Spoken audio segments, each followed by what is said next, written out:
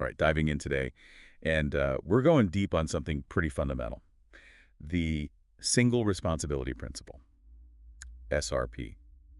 One of those solid principles. Yeah, the solid principles, those are pretty much the bedrock, right, of good object-oriented design. Exactly. And SRP, on the surface, seems straightforward. A class should do one thing. Simple, Right. right? You'd think so, yeah. But we're doing this deep dive because, well, there's this article, Everyone is Wrong About the S in Solid, and it kind of blew my mind. Oh, yeah, that's a good one.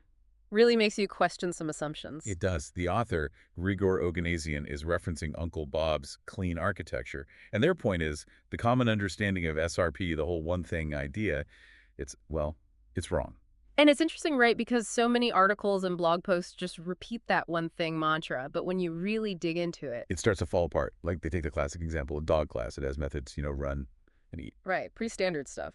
But if we strictly follow one thing, then suddenly we need a dog runner class, a dog eater class. You can see how that gets absurd pretty quickly. You end up with this explosion of tiny classes, and it doesn't really solve the core issue. Yeah. And the author points out that a lot of these textbook examples, they start with classes that are already a mess, mixing things that shouldn't be together, like payroll logic and order processing in the same class. Ah, yeah, I've seen that kind of code.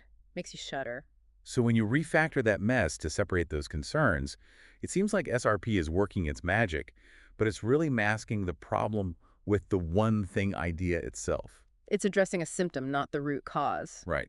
So how do we get to the root cause? Well, Uncle Bob's actual definition of SRP is, and I'm quoting here, a module should be responsible to one and only one actor. And for clarity, let's just think of module as being equivalent to a class. It's the same idea. Okay, so the focus shifts from one purpose to one actor.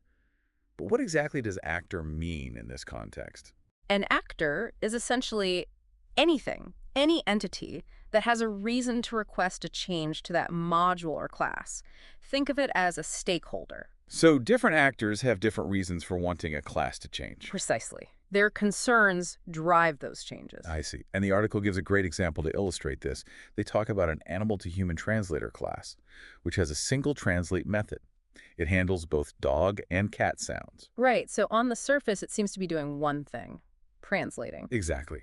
But where's the SRP violation? It's just one method, one purpose. Right. The problem is there are actually two actors involved. Those who care about dog translations and those who care about cat translations. So those are our stakeholders. Exactly.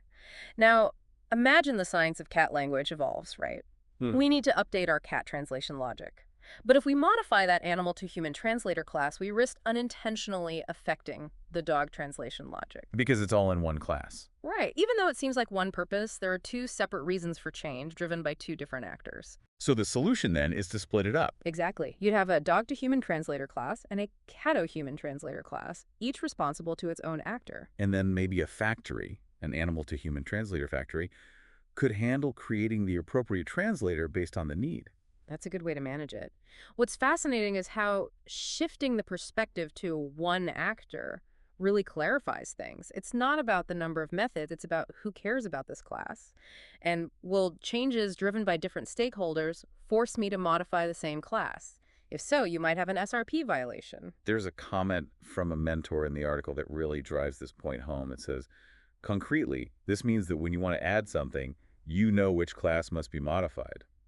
That's powerful. Absolutely. And that's the practical benefit of Uncle Bob's SRP. The one thing interpretation, it's so internally focused, so vague.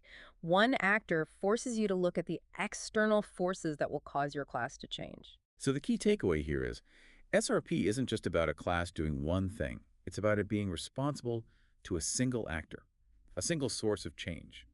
The author even mentioned being surprised at how common this misunderstanding is.